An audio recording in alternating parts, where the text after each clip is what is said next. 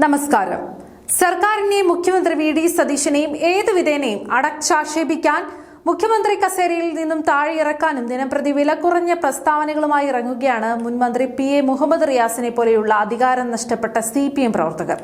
Operation തുഫാനിൽ അറസ്റ്റിലായ MDMA case പ്രതിയെ മുൻനിർത്തി മുഖ്യമന്ത്രി വി.ഡി. സതീശനെതിരെ ആരോപണങ്ങൾ ഉന്നയിക്കുന്ന റിയാസിന്റെയും CPMന്റെയും നാടകങ്ങൾ കണ്ടാണ് ജനങ്ങൾ ഇപ്പോൾ ചിരിക്കുന്നത്.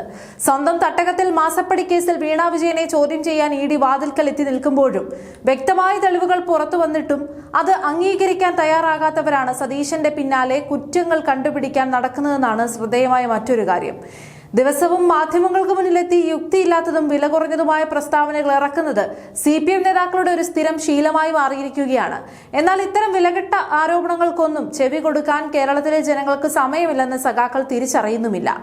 ഓപ്പറേഷൻ തുഫാനിൽ കോൺഗ്രസുകാർക്ക് പ്രത്യേക പ്രിവിലേജ് ഉണ്ടോ എന്ന് ചോദിക്കുന്ന റിയാസ് ഒരു കാര്യം മനസ്സിലാക്കണം. അറസ്റ്റിലായ വ്യക്തി സ്വന്തം അണികളാൽ ഒരാളായിരുന്നിട്ട് കൂടി അയാളെ രക്ഷിച്ചെടുക്കാൻ ഒരു തരത്തിലും ശ്രമിക്കാതെ നിയമത്തിന് മുന്നിൽ കൊണ്ടുവന്ന് കർശന നടപടിയുമായി മുന്നോട്ട് പോവുകയാണ് സതീശൻ സർക്കാർ ചെയ്തത്. ഇതാണോ മാതൃകാപരമായ ഭരണകൂടത്തിന്റെ ലക്ഷണം? അതോ പാർട്ടി ക്രിമിനലുകളെ തണലൊരുക്കി സംരക്ഷിക്കുന്നതാണോ? ഇത് പിണറായി വിജയന്റെയോ CPMന്റെയോ ഭരണകാലമായിരുന്നെങ്കിൽ എന്താകുമായിരുന്നു അവസ്ഥ എന്ന് കേരളത്തിലെ എല്ലാവർക്കും അറിയാം.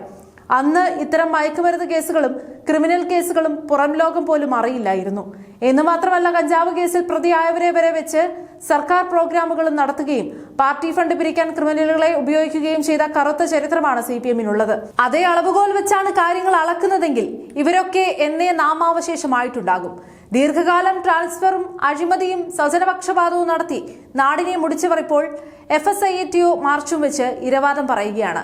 സതീശന് ഒരു കൊതുക് കടിയുടെ വേദന പോലും ഏറ്റ സമരപാരമ്പര്യമില്ലെന്ന് പരിഹസിക്കുന്ന റിയാസ് അധികാരത്തിന് തണലിൽ വന്നിരുന്ന പ്രസ്താവനകൾ ഇറക്കുകയല്ലാതെ ജനങ്ങൾക്ക് വേണ്ടി എന്ത് സമരമാണ് നടത്തിയത്? പിണറായി വിജയന്റെ മരുമകൻ എന്ന പരിഗണനയിലെത്തിയ റിയാസ് അടുത്തു നടത്തിയ സമരങ്ങളിൽ ഏറെ ശ്രദ്ധിക്കപ്പെട്ടത് ബ്ലേഡ് സമരമായിരുന്നു എന്ന് മാത്രം. സമര പാരമ്പര്യമെന്ന് പറഞ്ഞ് അക്രമ രാഷ്ട്രീയവും ഗുണ്ടായുസവും കാണിച്ച് ജീവനക്കാരുടെ ജീവനെടുത്ത പാരമ്പര്യമാണ് നിങ്ങൾക്ക് പറയാനുള്ളത്. ഭരണരംഗത്ത് സുതാര്യതയും ക്രമസമാധാനവും ഉറപ്പുവരുത്തി സ്വന്തം പാർട്ടിക്കാരനായാലും ക്രിമിനലാണെങ്കിലും ജയിലിലടയ്ക്കുന്ന വി.ഡി. സതീശൻ സർക്കാരിന്റെ മാതൃകാപരമായ ഭരണരീതി കണ്ടാണ് CPM നേതാക്കൾക്ക് ഇത്രയും ഭയം. ജനങ്ങളെ മണ്ടന്മാരാക്കാൻ ഇറങ്ങുന്ന റിയാസിന്റെയും കൂട്ടരുടെയും അനാവശ്യ പ്രസ്താവനകൾ അറബിക്കടലിൽ തള്ളുകയാണ് കേരളത്തിലെ ജനങ്ങൾ.